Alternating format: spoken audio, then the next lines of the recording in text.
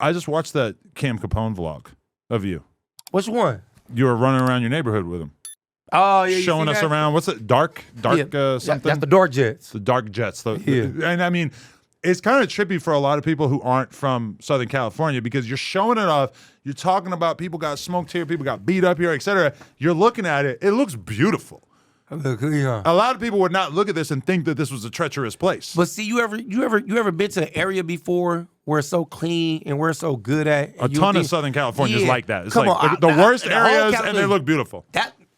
The good areas is where everybody at. You go to the East Coast, the bad areas look like bad areas. They all look like shit. But see out here, the good areas is where we all at. Yeah. And the fucked up areas is where we not at. Right. That's the crazy part. It's not player to go hang out on. You went over here thinking you low key. You in a gated community and you stay by like 8 gangbangers. You like, what the fuck? Right. But the comment section in particular seemed really just blown away by how on the dead homies this was for you. Like, I think I looked at like the top 12 comments, and every single comment was acknowledging, number one, that the person filming it, Julian, shout out Julian, never at any point asked you any question. You like, or maybe he has one question, then you just went with it. And also, like, if we had an on the dead homies counter, it might have been into the many hundreds in a 30-minute video. What the fuck on the damn? I mean, it was kind of, sorry. All right. What happened? You did a gang sign, and I thought that it was a handshake. Sorry. Okay, yeah. You my boy. Even it out. You are my boy also. But so is that something you've ever considered as kind of scaling back the on the dead homies a little bit, or is it too important that we remember the dead homies? It's like a word what people say, you know what I'm saying? I'm not like, you know what I'm saying? First off, I ain't gonna never disrespect my homies. You know what I'm saying? I will never disrespect. I don't think nobody should ever disrespect their homies, but it's like certain words gang culture say. And that's just how it is. Right. You get what I'm saying? That's like right now off the back. Off the back is the new one. You know what I'm saying? Off the back is the word, and I got the clothes coming out. So off the back, it's like a word for everybody. I didn't make it, and I didn't make it and put it for like gangs. I put it for everybody around the world. Say off the back. You know what I'm saying? I got fans across the world that say off the back. You know what I'm saying? And that's a good thing.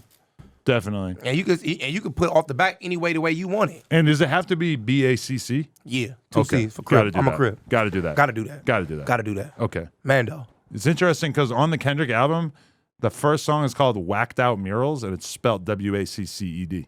That's all I'm saying. Off the back. And I talked about it with Wack, and we couldn't really figure out why he might have chose that. Where else? Off the back. What? I'm glad the way he put it like that, though. But I mean, like him being from where he's from, he doesn't really have a reason to avoid spelling whacked out in the traditional manner, right? But it don't matter though. He got Crips on his CD, so he being respectful, and you got to respect him for that. You get what I'm saying? Because at the end of the day, he could be disrespectful and put a disrespectful, but at the end of the day, he being respectful. No matter if he a Blood or a Crip, he being respectful to the Crips that is on his CD, just like the Crips being respectful with him. You get what I'm saying? From what area he out of. Right. You get what I'm saying? So at the end of the day, you have to respect him for that. I respect him for that. You get what I'm saying? Yeah. He understands it. Plus, he from the city, so I respect him for that. And I'm pretty sure every real nigga that's watching this respect him for that. Definitely. Also, Lil Durk caught his Fed case while you were in there. Oh, it's been going up since I've been gone, huh? You don't know about that? No. Lil Durk, oh man, this is so crazy that I get to be the one to tell you about this. So basically, Lil Durk, King Von got killed back in 2020 in Atlanta. Yeah. And so, according to the feds, Lil Durk obviously was very upset about this. So he flew out some OTF members, had someone. I don't believe it. Someone. I don't believe it. Allegedly, a gang member from LA waited outside the hotel of his op, Quando Rondo. Hear me out. Waited outside, got the drop, figured out the location, put in the phone call, had some members follow Quando Rondo and his homie Lil Pab around in West Hollywood, which, as you know, is not the ideal place to commit a murder in Southern California. There's a lot of cameras, a lot of security, a lot of police. And they assassinated Lil Pab at the gas station in West Hollywood. And the feds put it all together. I think they have snitches. They basically definitely have snitches that are telling them exactly what happened. And so Lil Durk is looking at not only that charge, but apparently there's a few more murders that they want to put on Durk as well. That's all I'm gonna say, bro. For anybody in the street life, you know what I'm saying? First off, he didn't do it. So For sure, we want him free. yeah, for sure. So hopefully you know things what I'm work saying? out. For sure. He gonna get out because he didn't do it. You know what I'm saying? They got the wrong person. Don't matter what, they got the wrong person. But you get what I'm saying? You gotta, the street life stuff, you gotta leave out there. You know what I'm saying? They look to throw anything on anybody, especially when you become famous with money.